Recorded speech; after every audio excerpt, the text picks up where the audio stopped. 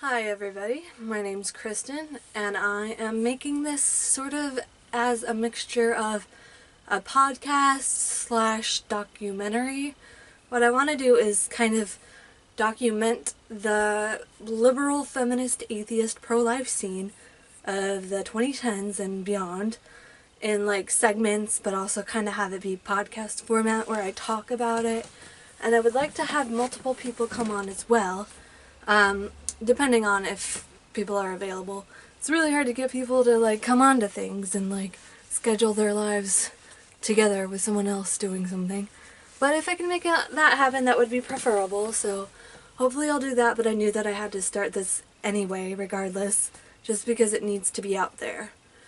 So, that being said, today I'm going to talk a little bit about the organization Secular Pro-Life, because they just had their 10-year anniversary. They started in 2009. So this organization is very science-based. Secular, it's run by Kelsey Hazard, who is a Methodist turned atheist. And it brings together people of all faith, including no faith, and atheists and agnostics, together to fight with science-based facts for the pro-life movement and against abortion. So by and large, it's for atheists and agnostics and non-religious people, but people who do have faith are included as well, and it's inclusive of like Buddhists and Hindus and Jains and pagans and Satanists and like any and all religion and none. So it has a focus on atheism, but it's not purely about atheism. So this organization is really great because it focuses so much on the science. They're very fact-based. If you look around their website, it's all about scientific facts about the we know from science that the unborn are distinct living human beings because science tells us that it's conception or fertilization where we become us, where we become human beings, as opposed to just cells of the bodies of other human beings like our parents. So, that being said, they take that approach where they talk about how the biology textbook tells us so instead of the Bible or religion, you know. So even though it's like you can be religious and follow their organization, they don't have a single ounce of religious arguments or religion in it. So it is by and large very secular, hence the name Secular Pro-Life. So I love this organization because of how sciencey it is, and they have like blog posts from different people, and it's all based in like science and secular reasoning. So the secular reason for abortion, or the secular argument rather, is basically, we know that the unborn are distinct living human beings. We know that we were unborn, we were fetuses, we were embryos, we were zygotes in the exact same way that we were once newborns. So let's not kill young humans. Like, that should be like a big no-duh. Like, why are we so confused at the thought of people being against killing young humans? The reason pro-choicers are pro-choice and why the abortion industry has gotten so big is just purely dehumanization. It's just anti-science. They try all that they can to pretend that the unborn aren't human beings. They try to pretend that abortion is just the removal of a clump of cells, that it's just removing tissue, that it's pregnancy tissue, and they'll do every single thing they can to deny science and dehumanize so that they can continue on to support abortion and have their money-making scheme. So, yeah, Secular Pro-Life, the organization, does a really good job at showing up at, like, March for Life and different festivals or marches, different pro-life, like, events with, like, a banner talking about science and embryology, and they have, I'm sure they have, like, flyers and stuff to hand out, too. But, yeah, they're just by and large science-based, and as a science nerd, that, like, really interests me. I, got straight A's, got valedictorian status, and I was always very much a science nerd and a math nerd too. But yeah, I was always interested in the science of the unborn because biology is fascinating. I love learning about all life. I love learning about animals. I love learning about humans. And it's really interesting that when the sperm meets the egg, because the sperm carries the male's DNA and the egg carries the female's DNA, when they combine, they create a completely new human being. I think that's really cool.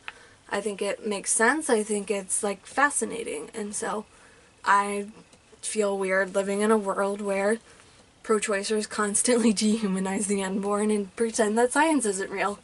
So yeah, that's why I love that organization, and that's kind of the argument in general. Atheists, we do have something else in that we don't believe in an afterlife. So this is the one life we get, and because of that, it makes it like so much harder to kill someone because you're taking away the only thing they have. Like everything that exists within this one lifetime. So it makes it like that much harder to like not care about life in general and to not care about someone else's life or someone else's rights. Like if I ever felt like I wanted to kill someone for some reason, I would probably like think about, well, okay, but they're not going to have anything else but this. Like I'm taking away all of that they have.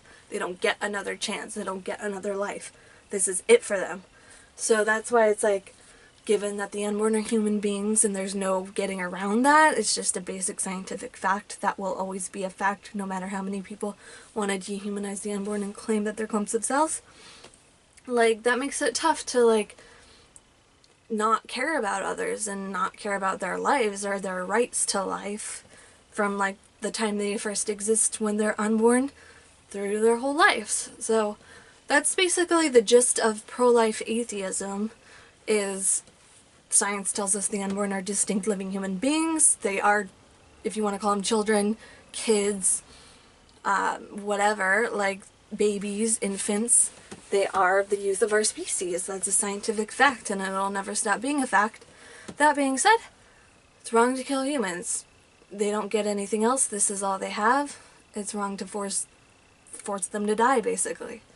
And you can be good without God. You don't have to pretend that, like, well, a lot of times religious people try to act like you need to believe in a God in order to have ethics and morals, which is not right at all. Like, you can totally be as ethical and as moral as possible without believing in a God.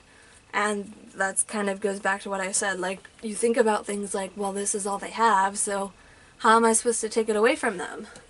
But it's also like, just like ethics in general, it's not based in religion. Religion just took from the ethics of the time. And that's why, like, thou shalt not kill is one of the 10 Commandments, but people were already believing in that. You know, it's someone else's body, it's someone else's life, therefore you shouldn't force them to die and take that away. It's the baby's body, not the woman's. It's the baby's life, not the woman's. No one should be allowed to take that away and force them to die. That's basically it. So, yeah, that's, like, basically pro-life atheism summed up. But secular pro-life does a really good job at, like, talking about it, and they've been going on for 10 years, and I think they're getting more and more popular, and people are finally starting to be like, okay, maybe pro-life atheists exist. Because for a long time, we basically had people telling us we don't exist, and to a large extent that's still true, but we're gonna force them to, like, see that we exist whether they like it or not. So, yeah, I've been an atheist since, well, I like to say I was always an atheist because, just because I was taken to church when I was, like, 6 or whatever doesn't mean I believed in that. So, basically it was just a matter of me understanding that I was an atheist when I was like 12 or so, coming of age. When you first hear about atheism, you're like, oh yeah, that makes sense, I feel like that's me. So I've pretty much, like, always felt like that, and I never really was religious. So, and likewise, when I first found out what abortion was, because I was the science nerd in school, I knew it was killing a human being, because that's a scientific fact, and I was against it, and I never in a million years would have assumed that people would stereotype pro-lifers as religious people, because that's crazy. Like, it's killing a human. Scientific fact. Sorry. Like, yeah. So yeah, I just wanted to give a shout out to that organization and talk about pro-life atheism in general. I know this was kind of a quick video for a podcast format, but hopefully I'll be able to talk more in depth. And I'll probably go on and on about that organization more and about pro-life atheism more as time goes by.